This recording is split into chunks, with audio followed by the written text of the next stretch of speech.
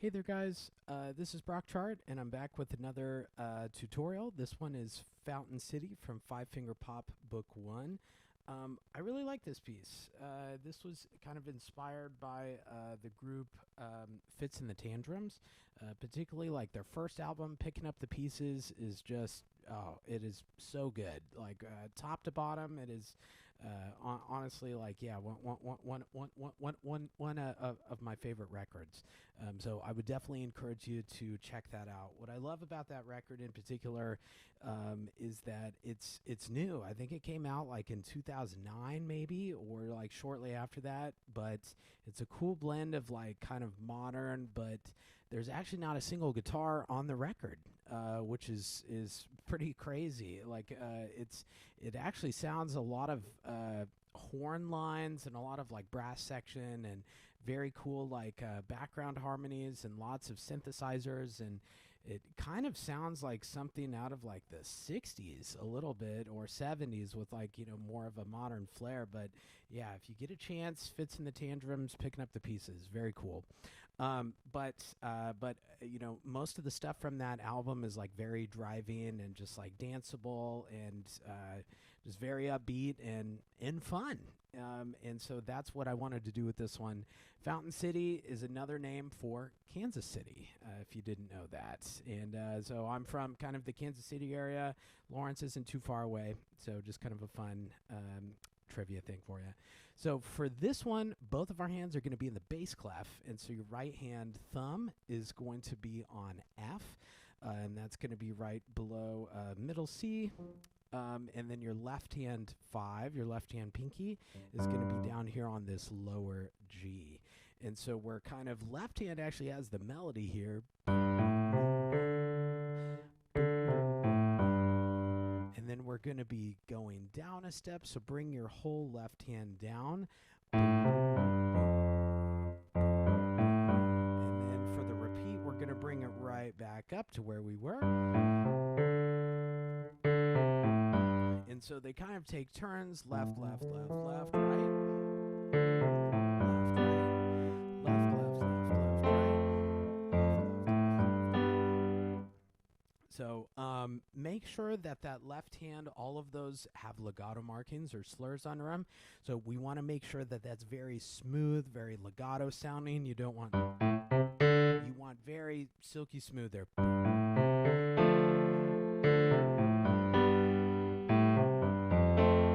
And then watch out for the first ending and the second ending. The second ending, that very last note is short. Short. And then there's a little bit of a break before the melody comes in, or like the real melody, what the singer would be doing, right in measure 10. And then the right hand kind of takes it over. Kind of like our last piece a little bit. City beat towards the bridge on that one. The right hand and the left hand kind of take turns who has the melody, and it's almost like you can think of it as a question and answer, or like a conversational sort of texture, and that's exactly what's happening here. The right hand melody, and then that left hand bass line is kind of an answer to the right hand's question. And so that left hand is basically, you know, almost exactly like what we saw in the first couple of lines of the piece as the intro, but right hand has a very similar sound, but it's definitely taking more of like the spotlight type of role. Watch out for the position changes in this one. So your right hand pinky is going to be on F. It's going to move up to F. Make sure we're in the treble clef now. We're thinking in the treble clef for the right hand, so that and then while the left hand is playing, I'm going to move just down one step in that right hand to where my 4 is going to be on D. And it's kind of like juggling, you know, and a lot of piano is like this, where one hand is playing, your other hand is moving, it's getting ready for something. And so, you know, that's kind of part of the gig with playing piano, but is to, you know, kind of juggle different things in different hands. Something I always encourage my own students to do is in a space like that, just write the word move, like right above there in the rest. It's just a nice visual reminder that, like, oh yeah, I need to move that. I need to move that right hand, or, it helps us be prepared for what happens next. You could do the same thing in measure 17, where we move right back up to that 5 on F, but just a nice visual reminder if you need it. Looking on the second page, it's similar for the first two. Watch out for measure 25, where both hands kind of line up on the short G. And then we're going to have this kind of extended position where, if you look, my right hand thumb is on A, and I have a skip between my 1 and my 2. So A, C, and that's so I can hit this F with a 5. And so I kind of have this spread out position with a skip between my 1 and my 2. And so this tune has a lot of tied over notes, lots of tied over to whole notes, tied over to half notes, tied over whatever. And so just be cautious about that right hand line. So starting from the pickups in measure 26,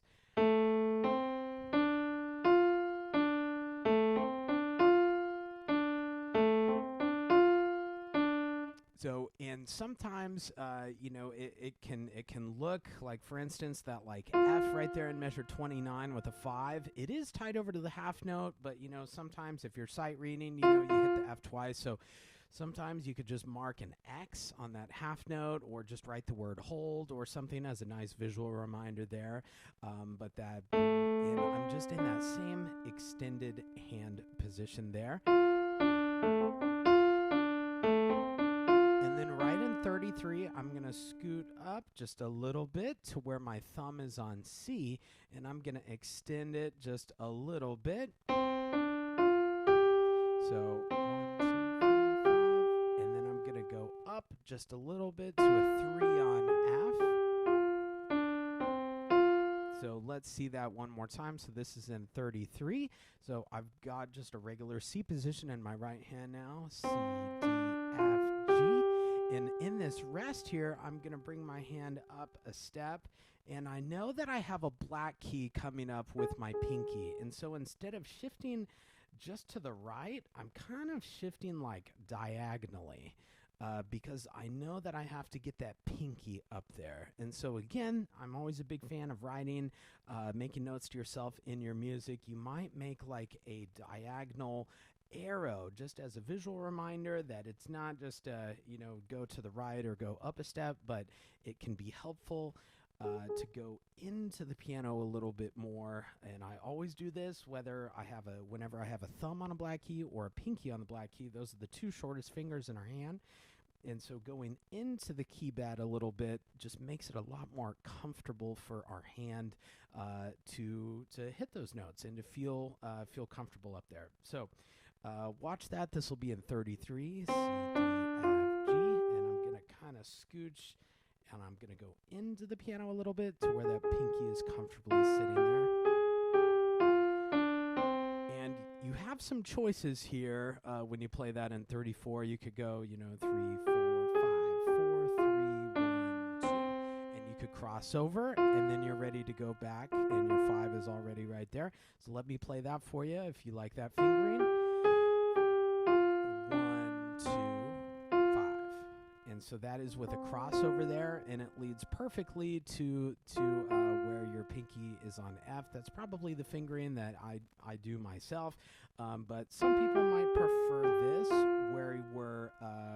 where we're extending. So 3, 4, 5, 4, 3, and I'm skipping from a 2 and a 3, 2, 1, and then I come in. So a couple of different options there, but our left hand is just doing whole notes for the most part, and this is a pretty high energy part of the tune. And if you're listening to that Fits in the Tantrum album, it's just very exciting, it's very fun, and you just like can't help but dance. And that's kind of what I had imagined for the section. Another thing to be aware of is the first, second, and third ending. It's not very often that you see that. Mostly we just see the first ending and second ending. But this one, we have a 1 and a 2 in the same bracket. And then in measure 36, we have a third ending. So up at the top, feel free to mark like 2 times or 3 times, like, just as a reminder, right above the repeat there. So you will do 28, take the first inning to 35 2 times, and then you'll go back to 28 and then take 36, which is our third inning. And it's a little bit different. Let me play 28 and then take the third inning so you can kind of hear. So this is all the same. And I'm going to look ahead. This is our third inning now. And so be aware that it does kind of switch a little bit to bass clef in that right hand. And so, circle it. You can draw some notes, whatever you want to there. But it's very similar, like rhythms, but it does go down instead of going up. And then we're going to have this kind of cool sus chord right there. And from City Beat, we had talked about what that caret on top means. It's a marcato. And so we're going to think short but fat. It's not as clipped as a staccato, but it just has a little bit more weight to it, and you can play it with a little more force and accent it a little bit. So it'll be...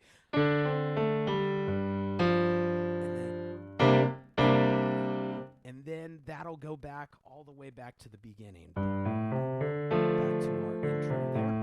Yep. And then we'll take the repeat, and then the tune will end on that very short note. Right on that second ending there. Cool. All right. I think that'll do it for Fountain City. Thank you so much for tuning in. I hope you enjoyed it.